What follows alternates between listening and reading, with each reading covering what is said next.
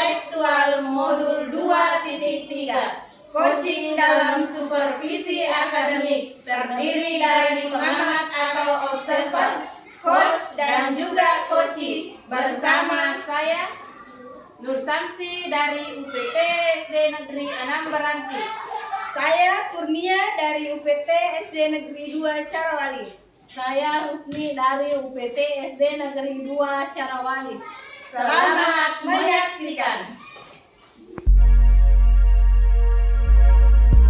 Warahmatullahi wabarakatuh. Bu Nur Samsi, gimana kabarnya? Waalaikumsalam warahmatullahi wabarakatuh. Alhamdulillah baik, Bu. Nah, Ibu, sebelum kita melakukan coaching, sebagai awal saya akan melakukan beberapa pertanyaan nih sama Ibu. Ya, Bu. Pertama-tama saya akan mendiskusikan tentang rubrik penilaian kita hari ini. Baik Bu, pada coaching kita hari ini, coach dan coachee akan saya amati dan nilai sesuai dengan rubrik penilaian. Apakah sudah sesuai dengan alur tirta atau belum? Kemudian bagaimana Ibu memberikan pertanyaan berbobot kepada coachee dan juga bagaimana coachee tersebut merespon atau menanggapi pertanyaan dari coachnya. Nah, jangan lupa disesuaikan dengan prinsip coachingnya, diantaranya kemitraan, proses, kreatif, dan memaksimalkan potensi. Nah, pertanyaan pertama yang akan saya tanyakan kepada Ibu adalah kompetensi apa yang ingin Ibu kembangkan pada coaching kali ini? Ya, jadi potensi yang ingin saya kembangkan yaitu yang pertama adalah present, mendengarkan aktif dan memberikan pertanyaan yang berbobot. Nah, pertanyaan kedua, kompetensi mana yang ingin Ibu kembangkan pada spesifik yang ingin diobservasi?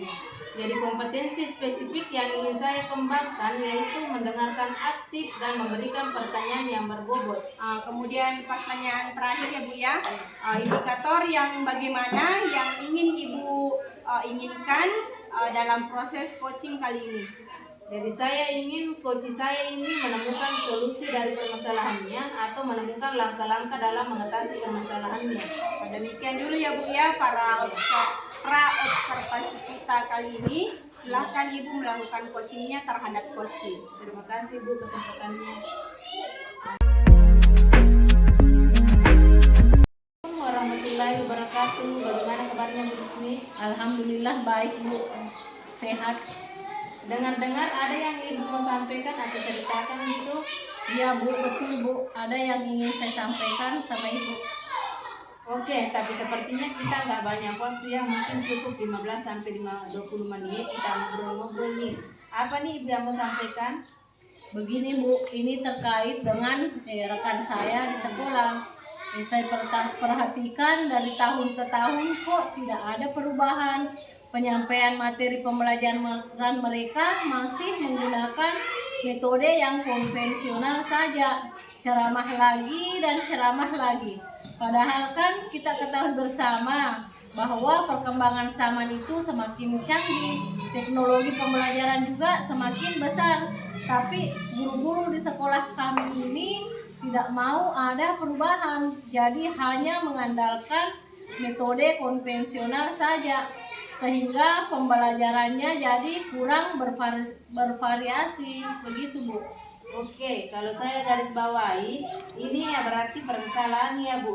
Ini adalah pembelajaran dari rekan-rekan gurunya yang kurang bervariatif, begitu ya Bu? Betul Bu, mereka kurang bervariatif medianya ataupun model pembelajarannya, masih ya model yang lama begitu. Ya. Kira-kira dari percakapan kita hari ini apa sih yang ingin Ibu dapatkan? Dari percakapan kita hari ini, diskusi kita hari ini, yang ingin saya dapatkan adalah adanya perubahan di sekolah saya, khususnya dalam hal penyampaian materi pembelajaran, begitu Bu. Oke, jadi Ibu harapkan ini adanya perubahan. Kira-kira perubahan apa yang Ibu ingin dapatkan? Yang saya ingin adanya perubahan misalnya dalam hal penyampaian metodenya, model atau media pembelajarannya yang lebih bervariatif. Misalnya saja menggunakan berbagai aplikasi-aplikasi pembelajaran seperti puisi yang sekarang kan lagi marak, bisa digunakan oleh para guru atau hanya sekedar membuat slide PowerPoint juga itu sudah lebih baik daripada hanya mengandalkan metode ceramah saja tanpa adanya media apapun. Jadi ya supaya lebih bervariasi seperti itu, Bu. Dari yang Ibu harus sampaikan tadi pembelajaran dengan menggunakan bervariasi metode. Model atau media itu bisa dikatakan itu adalah kondisi yang ideal ya Bu. Iya. Itu ada berada di level 10. Kira-kira sekolah Ibu Rusni sekarang ini berada di level berapa? Sepertinya masih ada di level 5, Bu, karena di sekolah saya ini lebih banyak guru-guru senior, sehingga untuk level yang lebih tinggi lagi sepertinya masih agak sulit. Jadi mungkin saat ini ya begitu, Bu, masih berada di level 5. Oke, di level 5. Di kondisi sekarang ini kira-kira di level berapa ini yang bisa ditingkatkan agar terlihat adanya perubahan pembelajaran yang lebih berkreatif lagi di sekolah Ibu? Mungkin nantinya bisa meningkat ke level 7, Bu. Ya, karena kalau untuk level yang lebih tinggi lagi mungkin memang agak sulit mengingat guru-gurunya tadi yang saya bilang ya kebanyakan senior. Jadi mungkin dari level 5 ini nantinya ya bisa meningkat ke level 7, Bu, setelah dilakukan perubahan begitu. Dari level 5 ke level 7 ya Bu. Kira-kira usaha apa ini yang Ibu lakukan untuk menciptakan adanya perubahan tersebut? Sebenarnya, Bu, saya sudah memikirkan atau ada rencana untuk melakukan kegiatan semacam mentoring atau seperti pendampingan individu antara saya dengan rekan-rekan guru saya secara face to face. Tapi secara face to face secara bergantian seperti itu, Bu. Oke, untuk mentoring nanti Ibu akan merencanakan dengan mentoring atau pendampingannya. Kira-kira selain itu ada strategi yang Ibu pernah lakukan atau terapkan? Mungkin kalau bukan dengan mentoring, saya juga nantinya akan mencoba konsultasikan dengan kepala sekolah atau dengan wakasa kurikulum untuk membuat semacam kegiatan pelatihan atau kegiatan workshop yang tujuannya sih untuk peningkatan kompetensi guru, khususnya dalam hal penyampaian materi pembelajaran menggunakan media-media yang bervariasi. Berarti Ibu merencanakan tentang mentoring, pendampingannya atau pelatihan workshop ya. Nah, dari ketiga ini kira-kira Bu Rusni untuk saat ini lebih nyaman atau lebih bisa terrelasikan itu yang mana? Sepertinya saya lebih ke mentoring, Bu. Karena kalau untuk pelatihan atau workshop, saya pikir akan perlu persiapan yang matang. Terus waktu yang digunakan juga tidak sebentar, dan tentunya lagi biaya yang harus dikeluarkan juga lebih banyak dan harus mencari narasumber yang berkompeten. Jadi untuk saat ini mungkin saya lebih nyaman dengan mentoring, Bu, begitu. Oke, mentoring kegiatan. Mentoring ini kira-kira memerlukan support atau memerlukan bantuan siapa atau gimana gitu? Saya nanti mungkin minta bantuan kepada teman rekan-rekan yang lain di sekolah yang memang sudah ahli dalam IT atau menggunakan pembelajaran-pembelajaran yang sudah bervariatif. Misalnya di sekolah itu ada nanti yang saya minta juga bantuannya wakil kepala bidang kurikulum dan juga mungkin operator nantinya. Ya.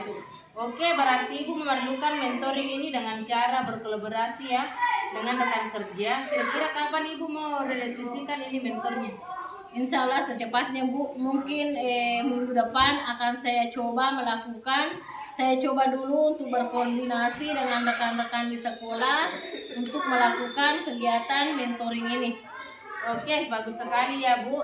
Kira-kira dari percakapan kita hari ini apa sih yang Ibu dapatkan?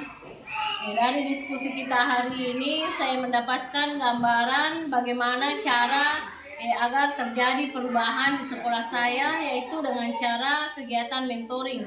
Kemudian dibantu juga dengan rekan guru di sekolah yang memang memiliki keahlian dalam bidang pemanfaatan media pembelajaran. Di sekolah saya yaitu dengan cara kegiatan mentoring.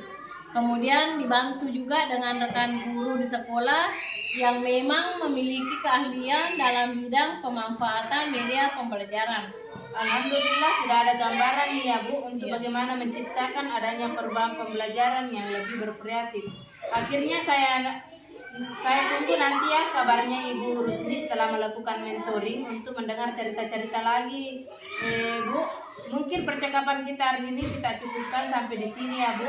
Semoga rencana Ibu Rusni untuk mentoring berkolaborasi dengan temannya bisa berjalan dengan baik. Terima kasih banyak Bu sudah meluangkan waktunya untuk saya, sudah mendengarkan keluh kesah saya, dan mudah-mudahan apa yang nanti saya lakukan ini bisa bermanfaat dan bisa terjadi perubahan di sekolah saya. Iya, sama-sama ya Bu. Mungkin lain kali kalau ada waktu kita cerita-cerita lagi, langsung saja hubungi saya. Menurut sanksi tadi sudah melakukan coaching ya dengan Bu Rusni. Nah, sebelum penutupan ya Bu ya, saya akan menanyakan beberapa pertanyaan nih pasca observasi kita. Yang pertama, apa saja yang sudah Ibu lakukan pada saat melakukan coaching terhadap indikator ketercapaian yang diinginkan? Ya. Di coaching ini saya sudah melakukan coaching dengan alur tirta, menanyakan tujuan, identifikasi, rencana aksi, dan tanggung jawab. Sehingga alur ini bisa menggali coaching untuk menceritakan permasalahan dan menemukan solusi-solusi. Oke Bu Nur Sansi, menurut saya sebagai observer berlebih tadi proses coaching Ibu dengan Bu Rusni sudah berjalan dengan baik dan juga proses alurnya sudah sesuai dengan alur tirta, dan juga Bu Nur Sansi sudah berusaha menggali dengan memberi pertanyaan-pertanyaan kepada Ibu Rusni sehingga Bu Rusni bisa menemukan solusi dari permasalahannya ya. Dan juga coaching juga tadi sudah dilakukan sesuai dengan prinsip coach. Nah, pertanyaan terakhir sebelum kita tutup yaitu kompetensi apa lagi yang ingin Ibu kembangkan berdasarkan hasil melakukan coaching yang barusan dilakukan? Ya. Jadi kompetensi yang ingin saya lakukan yaitu dengan cara lebih memahami lagi proses tirta sehingga saya nanti dapat melakukan coaching lebih baik lagi. Baik Bu, semoga kedepannya kita bisa melakukan coaching yang lebih baik lagi ya Bu ya. Demikian observasi kita hari ini, semoga bermanfaat. Saya tutup. Wassalamualaikum warahmatullahi wabarakatuh. Waalaikumsalam warahmatullahi wabarakatuh.